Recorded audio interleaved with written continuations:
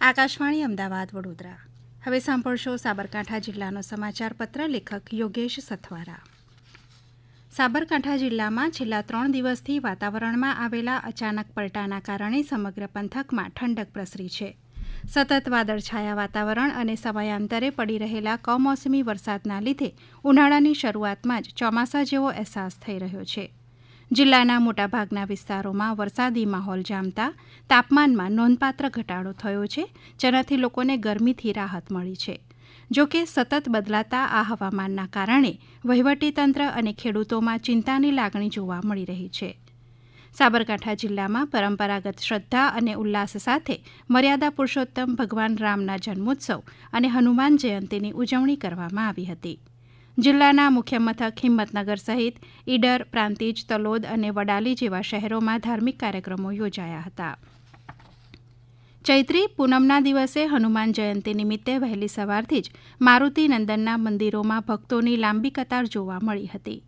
હિંમતનગર, ઈડર, ખેડબ્રહ્મા સહિતના જિલ્લાભરના જાણીતા હનુમાન મંદિરો તેમજ ઈડરના ઐતિહાસિક સ્થળોએ વિશેષ પૂજા, હોમ હવન અને સુંદરકાંડના પાઠનું આયોજન કરવામાં આવ્યું હતું. સાબરકાંઠા જિલ્લામાં આ વર્ષે ઉનાળાની શરૂઆત સાથે જ ઘઉંના પાકની વિપુલ આવક જોવા મળી રહી છે. ઘઉંની મબલખ આવક થતાં જિલ્લાના મુખ્ય માર્કેટિંગ યાર્ડના પટાંગણો સોનેરી પાકથી ઉભરાઈ ગયા છે. આ વર્ષે હવામાન સાનુકૂળ રહેતા ખેડૂતોને ઉત્પાદન અને ગુણવત્તા બંનેમાં સારો ફાયદો થયો છે. ચાલુ વર્ષે શિયાળાની ઠંડી અને સારા વરસાદના કારણે ઘઉંના પાકને પૂરતું પોષણ મળ્યું હતું, જેના પરિણામે દાણાનો ભરાવો અને ચમક સારી જોવા મળી રહી છે. જિલ્લાભરના માર્કેટિંગ યાર્ડમાં ટ્રેક્ટર અને વાહનોની લાંબી કતારો જોવા મળી રહી છે. ખેડૂતોને તેમના પાકના પોષણક્ષમ ભાવ પણ મળી રહ્યા હોવાથી ગ્રામ્ય અર્થતંત્રમાં પણ નવી રોનક જોવા મળી છે. વેપારીઓ ઉપરાંત અન્ય જિલ્લાના ખરીદદારો પણ અહીં ઉમટી રહ્યા છે. સાબરકાંઠા જિલ્લામાં આ વર્ષે ચૈત્રી નવરાત્રિના પવિત્ર પર્વની ભારે હર્ષોલ્લાસ અને ભક્તિમય માહોલમાં ઉજવણી કરવામાં આવી. ખાસ કરીને ખેડબ્રહ્મા સ્થિત ઐતિહાસિક નાના અંબાજી મંદિરે નવરાત્રી દરમિયાન શ્રદ્ધાનું ઘોડાપૂર ઉમટ્યું હતું. અહીં 9 દિવસ સુધી આદ્યશક્તિની આરાધનાના વિવિધ ધાર્મિક કાર્યક્રમો યોજાયા હતા. આ વર્ષના વિશેષ આકર્ષણ રૂપે અષ્ટમીના દિવસે મંદિર પરિસરમાં ભવ્ય નવચંડી હવનનું આયોજન કરવામાં આવ્યું હતું. નવરાત્રી નિમિત્તે માતાજીના નિજ મંદિરને કલાત્મક ફૂલો અને ઝળહળતી રોશનીથી શણગારવામાં આવ્યું હતું, જે ભક્તો માટે આકર્ષણનું કેન્દ્ર બન્યું હતું. અંતિમ દિવસે પૂર્ણાહુતિ સાથે જ શ્રદ્ધાળુઓએ માતાજીના આશીર્વાદ મેળવી ધન્યતા અનુભવી હતી.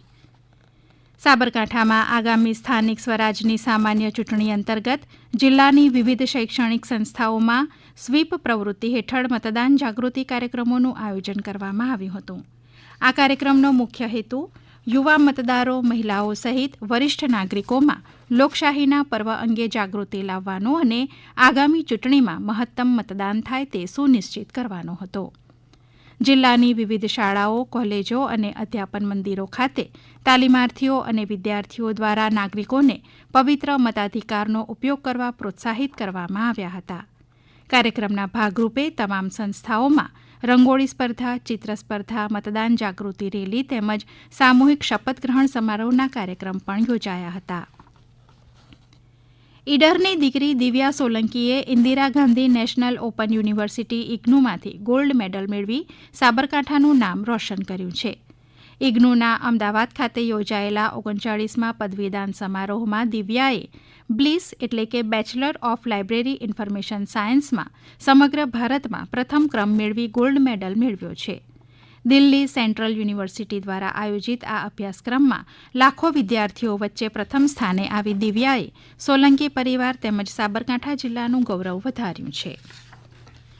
આપ સાંભળી રહ્યા હતા સાબરકાંઠા જિલ્લાનો સમાચાર પત્ર. લેખક યોગેશ સથવારા. પ્રસારણ આકાશવાણીના અમદાવાદ વડોદરા કેન્દ્ર પરથી કરવામાં આવ્યું.